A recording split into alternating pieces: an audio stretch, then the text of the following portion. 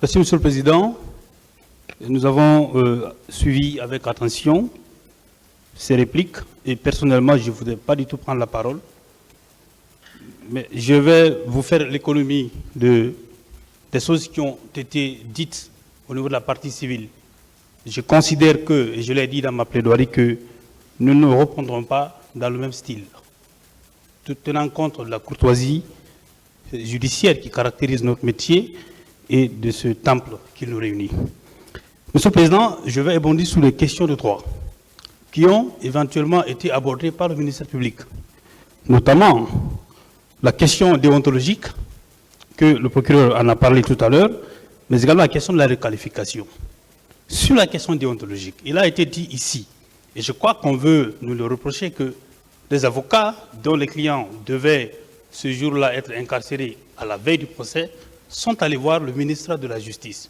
Je voudrais rappeler au procureur que nous savons faire la différence entre le ministre de la Justice et le ministre des Droits de l'Homme. Les questions de liberté individuelles, les questions de droits de l'homme relèvent de ce ministre-là qui a les deux casquettes. Il est arrivé que dans des procédures, que personnellement, que moi j'adresse des courriers au ministre, mais en sa qualité de ministre des Droits de l'Homme. Nous connaissons notre loi et personne n'a à nous l'apprendre. La deuxième chose que je veux relever, Monsieur le Président, je m'attendais, et comme je l'ai démontré dans mes plaidoiries, que le ministère public puisse nous convaincre sur la question de la nécessité de la requalification et sur les conditions de la requalification. Je crois, Monsieur le Président, honorable assesseur, avoir cité au moins 7 jurisprudences sur la question. Et j'ai rappelé, je vais vous lire cette partie-là, Monsieur le Président, une jurisprudence de la Cour européenne des droits de l'homme qui date du 19 décembre 2006. J'ai dit ceci, je reviens là-dessus parce que le procureur a rappelé tout à l'heure que nos clients, après que la demande de requalification a été posée par le ministère public et que les parties aient donné leur avis sur l'opportunité de la requalification, il dit qu'on est passé à la phase de la confrontation et que dans ce cas-là, des questions ont été posées à nos clients. Je l'ai rappelé dans mes plaidoiries, Monsieur le Président, honorable assesseur, que dans cette salle, et vous avez été très exigeant sur la question, vous avez dit qu'aucune question ne doit déborder. On doit rester dans le cadre de la confrontation et qu'on ne peut pas poser des questions comme si nous étions dans le sens de l'interrogatoire. Et c'est le sens de la jurisprudence qui a été donnée par la Cour de cassation, par la Cour européenne des droits de l'homme, qui s'est inspiré, Monsieur le Président, honorable assesseur, paragraphe 3 et l'article 6 de la Convention européenne des droits de l'homme, qui dit ceci, si vous le permettez bien sûr, Monsieur le Président, honorable assesseur, que les dispositions du paragraphe 3 de l'article 6 de la Convention européenne montrent la nécessité de mettre un soin particulier à notifier l'accusation pesant contre un accusé et donc la qualification juridique que la juridiction pourrait retenir à son encontre est une condition essentielle de l'équité de la procédure. Elle poursuit pour dire que si les juridictions de fond disposent, lorsqu'un tel droit leur est reconnu en droit interne, de la possibilité de requalifier les faits dont elles sont régulièrement saisies, elles doivent s'assurer que les accusés ont eu l'opportunité d'exercer le droit de défense sur ce point de manière concrète et effective, en étant informés en temps utile de la cause de l'accusation, c'est-à-dire des faits matériels qui sont soumis à leur charge et sur lesquels se fonde l'accusation, mais de la qualification juridique donnée à ces faits et d'une manière détaillée. Pourquoi j'insiste sur ce point, Monsieur le Président? Il est dit, et à l'entame de cette procédure-là, vous avez fait passer tous les accusés devant cette barre, vous avez lu l'ordonnance de renvoi le concernant. Vous les avez expliqué, c'est quoi l'infraction de meurtre, c'est quoi l'assassinat. C'est ce qu'il aurait fallu faire lorsque la question de la requalification en crime contre l'humanité devait être posée. La dernière chose que je vais aborder, toujours sur la question de la requalification, il y a une jurisprudence que j'ai relevée, parce qu'ils ont dit quelque part ici que l'avis ou le consentement de l'accusé n'était pas nécessaire pour que le tribunal puisse aller dans le sens de la requalification. Je vous lis la condition de la requalification, Monsieur le Président. Un arrêt qui date du 15 janvier 2019, la Chambre criminelle de la Cour de cassation française. Que les éléments constitutifs de la nouvelle... il dit si le tribunal estime devoir requalifier les faits dont il est saisi, c'est à la double condition que les différentes parties au procès puissent contradictoirement débattre de la question et que les éléments constitutifs de la nouvelle qualification envisagée ne soient pas matériellement différents de ceux de la précédente qualification. Dans ce cas, le tribunal devrait recueillir l'accord exprès de prévenu ou l'accusé pour être jugé sous ces nouveaux faits. Le ministère public, et je crois que c'est le procureur Sidiki, dans ses réquisitions, ici, qui a donné les éléments constitutifs du crime contre l'humanité. Il a parlé de l'élément contextuel, ce qui pour dire qu'il faudrait que le crime soit commis dans le cadre d'un plan ou d'une politique d'État, d'une organisation ayant pour but une telle attaque. Ça, c'est un élément constitutif du crime contre l'humanité. Ça veut dire quoi? Si on prend le meurtre, qui est une infraction incorporée dans le crime contre l'humanité, le meurtre individuellement pris ne peut pas être considéré comme un crime contre l'humanité s'il n'est pas commis dans le cadre d'une attaque généralisée ou systématique et dans le cadre d'un plan commun ou d'une politique d'État ou d'une organisation ayant pour but cette attaque.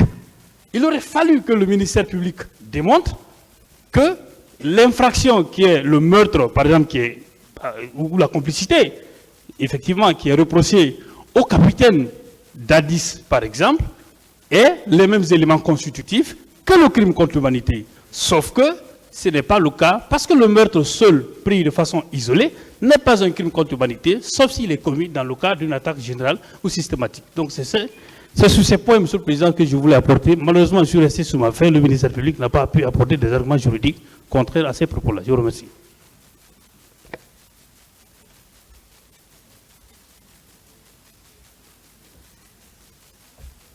Personne ne veut parler. Merci, Monsieur le Président.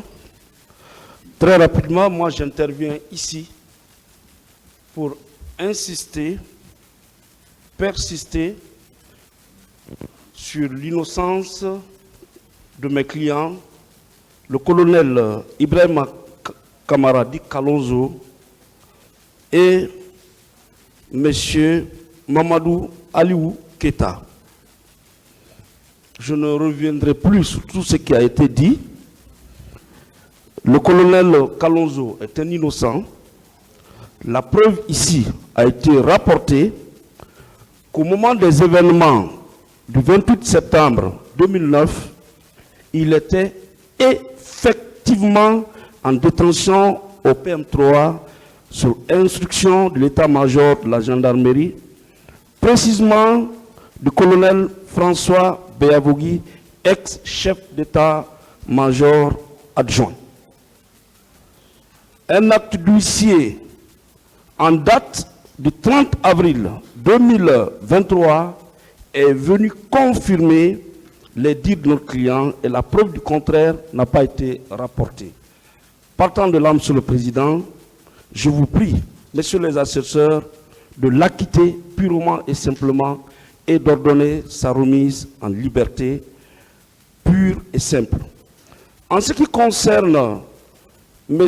Mamadou Aliou Keta, la preuve n'a pas également été rapportée ici qu'il a exercé des actes de pénétration, excusez-moi du terme sexuel, sur la personne de Mme Aïssatou Ba. Nous en avons fait suffisamment la démonstration. Nous estimons que c'était innocent. Nous clamons son innocence et nous prions le tribunal, messieurs les juges, d'ordonner son acquittement pur et simple et sa remise en liberté. Une fois de plus, Monsieur le Président, je vous remercie. Je remercie tout le monde et je souhaite que le droit soit dit dans cette affaire. Rien que le droit, tout le droit, je vous remercie.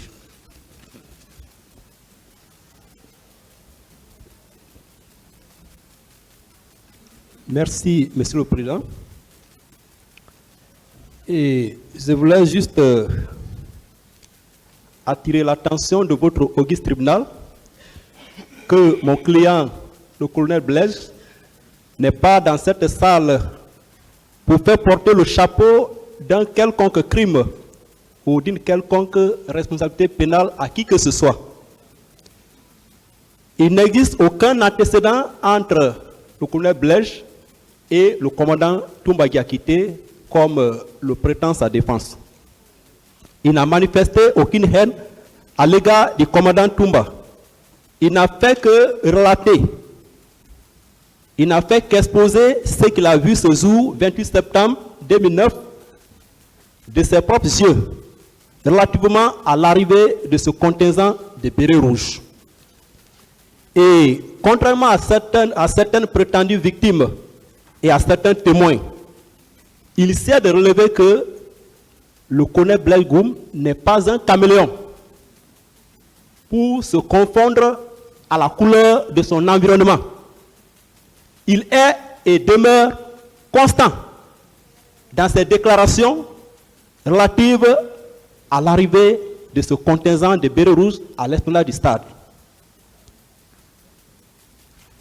Et si les mêmes personnes ou prétendues victimes qui ont déclaré hier, au lendemain des événements, que c'est le commandant Toumba qui est leur bourreau, si ces mêmes parties civiles ou prétendues victimes ou témoins reviennent à la charge pour dire que Toumba a été plutôt leur messie ou leur sauveur, il appartient à vous, Monsieur le Président, honorables assesseurs, d'en tirer toutes les conséquences juridiques, de noter ces variations notoires et d'en tirer toutes les conséquences juridiques.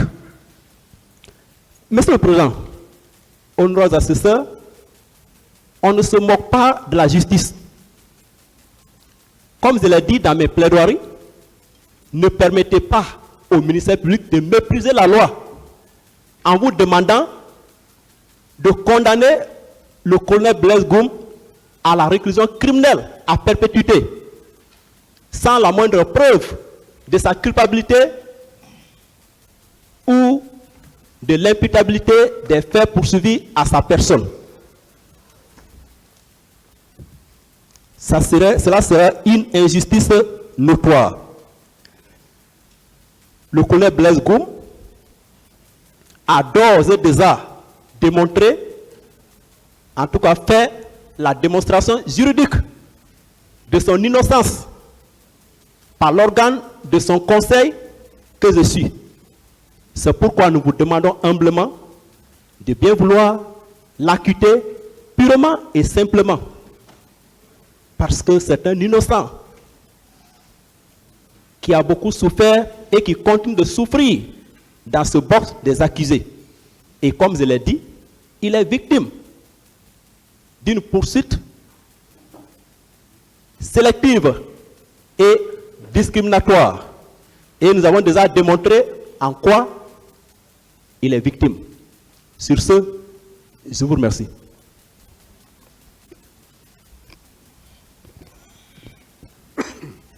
Merci, Monsieur le Président. Alors, je vais aller tout droit. Monsieur le Président, par rapport à C.C. Raphaël là-bas, je voudrais déjà noter qu'un des avocats de la partie civile, quand il s'est levé, il a dit que la culpabilité des accusés ne fait l'objet d'aucun doute. C'est surprenant parce que, au départ, quand il a parlé, quand il a plaidé, il avait fait une distinction. Il avait dit, il avait cité certains, et puis il n'avait pas cité le nom de C.C. Alors, je voudrais simplement dire que C.C., effectivement, faisait partie, était un élément d'une compagnie composée de 150 hommes dont parlait le représentant du ministère public lorsqu'il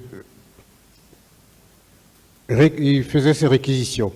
Alors, donc, cette compagnie était dirigée par Dustin.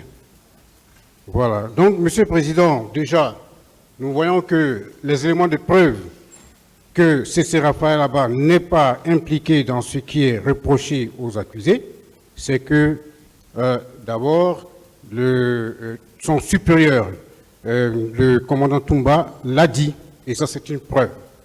Parce que quand c'est un subordonné, ce n'est plus une preuve, mais un supérieur qui le dit, c'est une preuve. Il y a la lettre-réponse du docteur Doumbouya aussi de la clinique qui a dit que C.C. Raphaël était présent à la clinique. Et il y a le ministre Lousseni Fall qui, effectivement, quand il déposait ici, a dit que ceux qu'il reconnaissait au stade, c'était tel, mais il n'avait pas reconnu C.C. Raphaël Abba. Il aurait cité C.C. Raphaël Abba si, effectivement, il était parmi ceux qui, à côté de Toumba, je veux dire, il aurait reconnu C.C. Raphaël aux côtés de Toumba. Bien. Alors, Monsieur le Président, par rapport à la requalification, alors, ce n'est pas parce que 2 ou 3 questions ont été posées par rapport au crime contre l'humanité que l'on peut parler de... Oui, il y a eu débat sur les crimes contre l'humanité. Non, pas du tout. On peut pas, non, ce n'est pas 2 ou 3 questions qui ont fusé et de la part du ministère public. Mais nous, on n'a pas posé de questions relatives à cette infraction. Donc, il ne faut pas mélanger les choses, Monsieur le Président. Alors, et puis, quand on parle de nouvelles qualifications envisagées, mais à quel moment ça a été envisagé? Qui envisage? Non. Les débats ont eu lieu et il y a la nouvelle, les crimes contre l'humanité n'étaient pas envisagés. C'est quand les débats ont été clos qu'on a parlé de ça. Et là aussi, les débats, c'était sur la rétention ou non de l'infraction des crimes contre l'humanité. C'était ça, c'était tout. Alors, Monsieur le Président, je voudrais terminer. Alors, j'ai entendu des débats entre les avocats de Toumba et les dadis qui se rejetaient la balle. Bon, tant pis, mais bon, dans tous les cas, pour moi, Monsieur le Président, tous les accusés, aucun n'a planifié, aucun n'a organisé le massacre du 28 septembre. Et puis, ce procès-là, Monsieur le Président, les preuves manquent. Il y a trop de choses qui manquent pour condamner quelqu'un. Ce n'est pas possible. Maintenant, ils peuvent se renvoyer la balle. Mais, Monsieur le Président, je termine là-dessus. Quand des personnes, des personnalités vont au Fouta pour se rapprocher de ces populations, pour dire on ne vous oublie pas. Dans la gestion de l'État, on ne vous oublie pas. Ils se rapprochent, ils sont bien accueillis. Ils reviennent du Fouta. Mais les manifestants, la majorité, ils viennent du Fouta. La majorité. Est-ce que ces mêmes personnes qui ont été bien accueillies au Fouta vont venir tuer les gens comme ça qui les ont bien accueillis? Les parents les ont accueillis il y a quelques heures, ils viennent les tuer? Quand même. Et puis ce procès, quand même, il y a trop de choses qui manquent. Moi, je n'aimerais pas être à votre place, mais je vous souhaite du courage. Je vous remercie.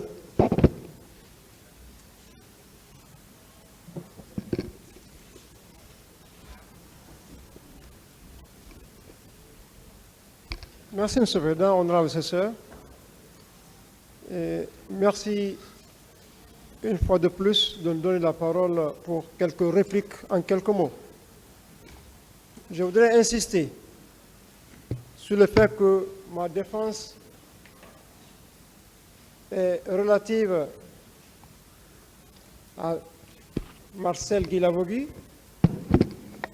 à Paul Mansa Guilavogui et à Mamadou Aliou Keita.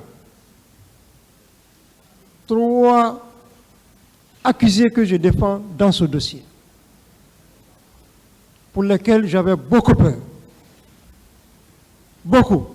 Ça, il faut l'avouer. Cependant, à la lumière des débats, nous avons constaté qu'on leur reproche, pour l'un, l'infraction de viol.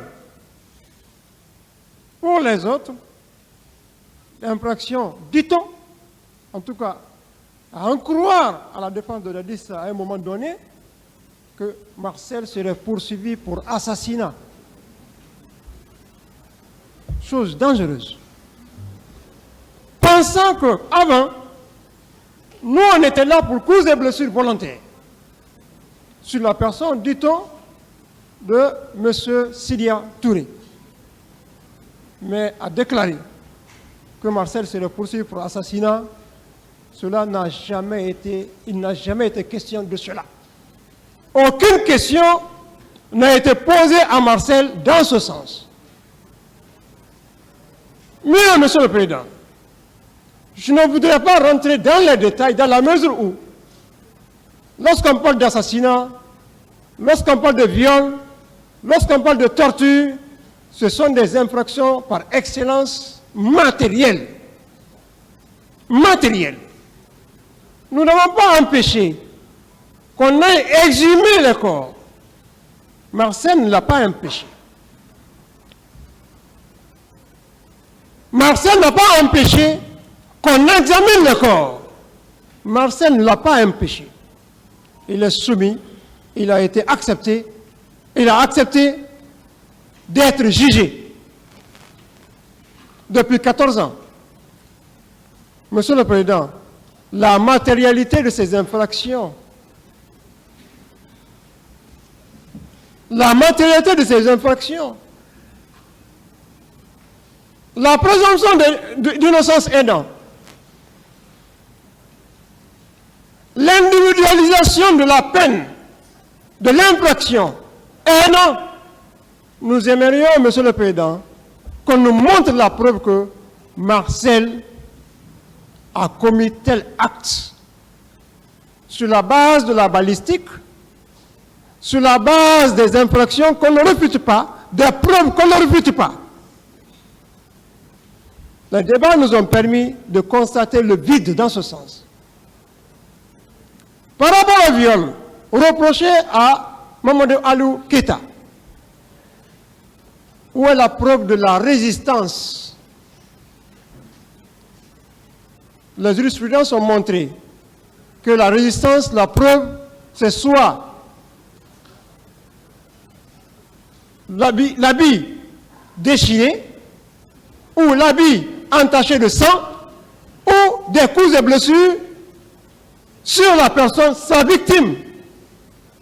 Mais très malheureusement, cette dame a beau l'appeler, elle a refusé de se présenter pour soutenir ses arguments. Elle ne s'est pas présentée. Mais peut-on condamner Mamadou Alou Keita pour viol? Jamais. Les deux ce jour ne se sont jamais rencontrés. Paul Mansa, Guy Lavogui. Paul Mansa, le pauvre Paul Mansa, victime du CNDD, victime, encore, il est là à la barre pour chasser. Il a perdu son emploi. Il a quitté Kankan pour se retrouver ici à Conakry. On lui demande pourquoi il est là à Conakry. Il a été rallié.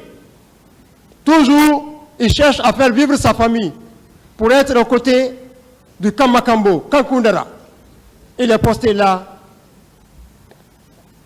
juste au portail, pour assurer la sentinelle.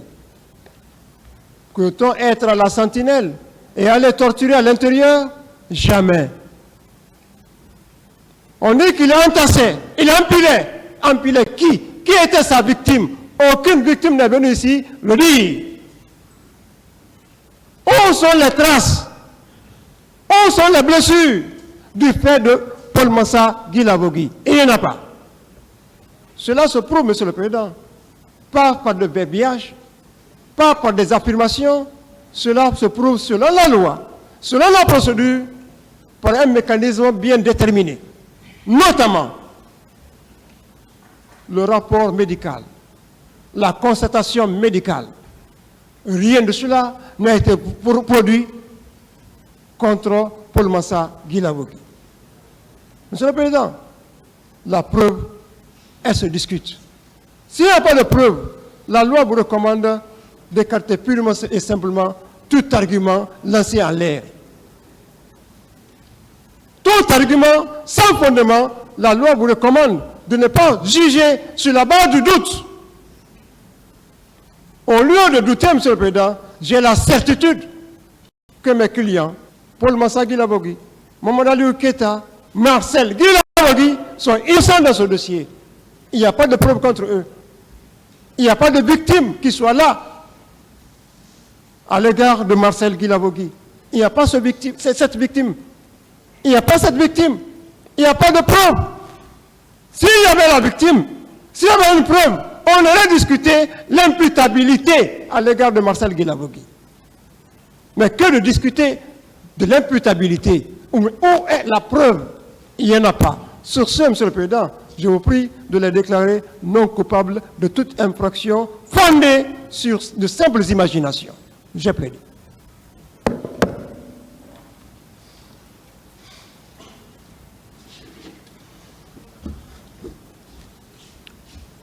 C'est fini? Je parle de la défense.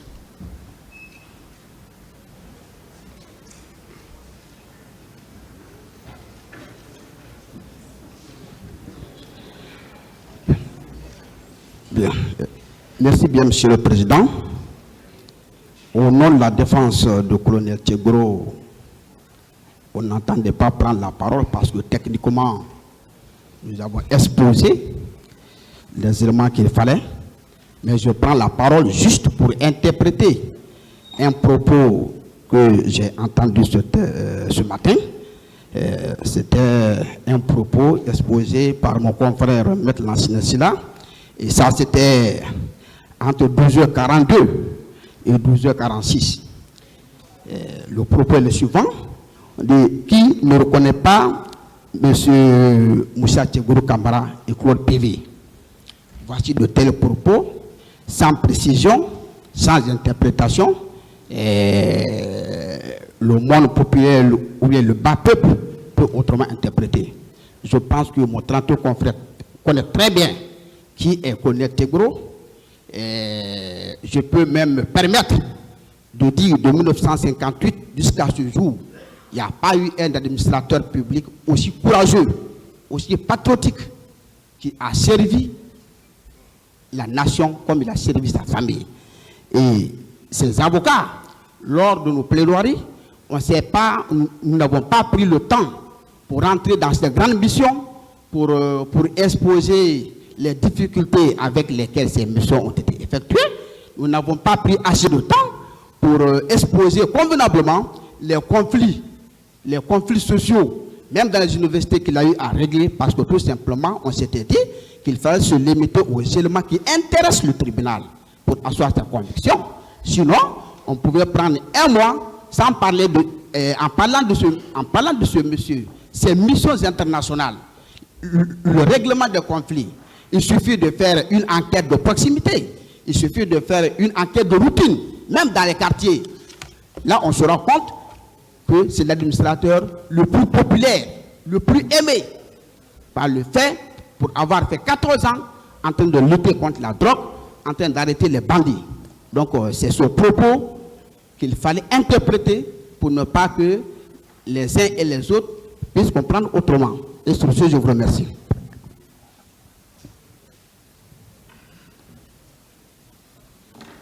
Le dernier, hein? Alors, je dis que les répliques sont finies.